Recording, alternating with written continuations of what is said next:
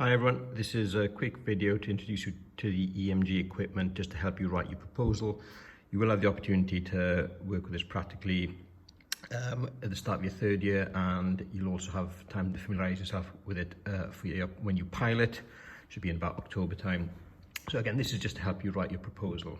So we've got standard laptop, this is the receiver here, and then this communicates with these sensors here. Okay, so we have machines with 4 or 8 sensors. Each sensor will collect information from one muscle. So the sensors connect to the skin using these adhesive pads here, 2 of those, and this little dongle here. So these are the sensors here. Okay, so what I've done to demonstrate is I've put one on my T-band.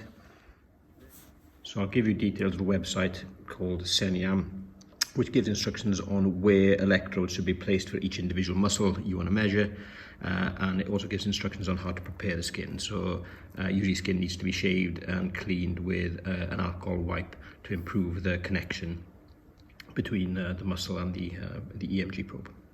Okay, so we're set up here to measure T-band. So I've set up a configuration for us, which I'll show you here. As you can see, I've labelled the T-band, and that's connected to sensor 1. So now we're going to start to measure.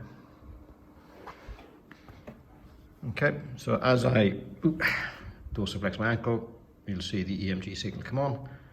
Now you'll see the signal looks quite erratic. So to help to basically smooth this out, we're going to apply some image processing.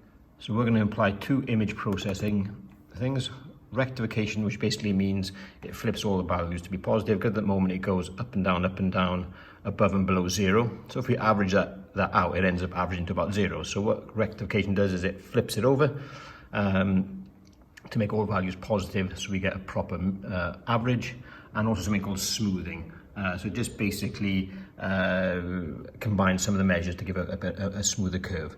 Okay, so there'll be information on something called the ABC of EMG, which I'll put on Teams for you, which gives more information about this. For your proposal, you just need to say these 2 things that will be applied.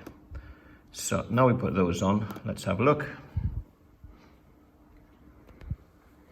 So you can see now the signal looks quite different.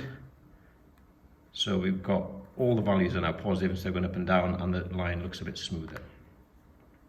Okay, so we're set up to measure. So first thing we need to do is to take something called an MVC, or maximum voluntary contraction of our muscle, which basically helps set a reference value for each individual participant. So the way we do this is we put the muscle in mid-range and then do a maximum voluntary contraction. It's up to you how many of these you do, but I suggest you do 3 per muscle, and then what we normally do is we'll take the highest peak value for those. So in order to do this, what I'm going to do is just to put my foot in plantigrade underneath this weight, and I'm going to contract as hard as I can for about 5 seconds, and then relax for about 5 seconds. And again, just to show you, obviously you might want to do slightly longer rest periods to combat the fatigue. So I'm going to press record. Okay, so 1, 2, 3, 4, 5, relax. 1, 2, 3, 4, 5, relax. 1, 2, 3, 4, 5, and relax. Okay, so this is my report then. So what I've got here is the average for that was 86.7, but what we want is this value here, which is the maximum for all periods. Okay, we only did 1 period, so that is 327. So my 100% of my maximum voluntary contraction is 327. Okay, so that is, we measure all other values against that. So if I had an average of, for example, 32.7, then that would be 10% of my MVC.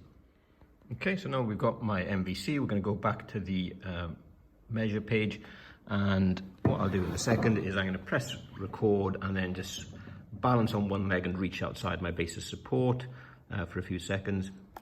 So, all right, so I'm going to reach outside my base of support.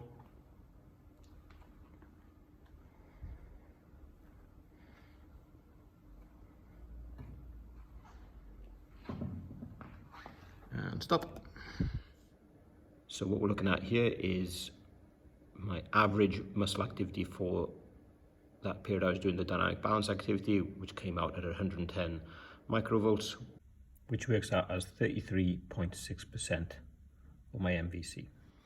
Okay, so back to start. So what we could now do is we might want to repeat that 3 times and collect 3 averages for those periods, and then get the average of that.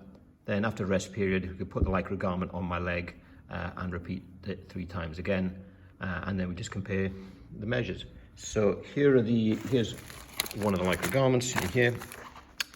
So you guys have got 5 different sizes in total, which are on here. These are in centimeters.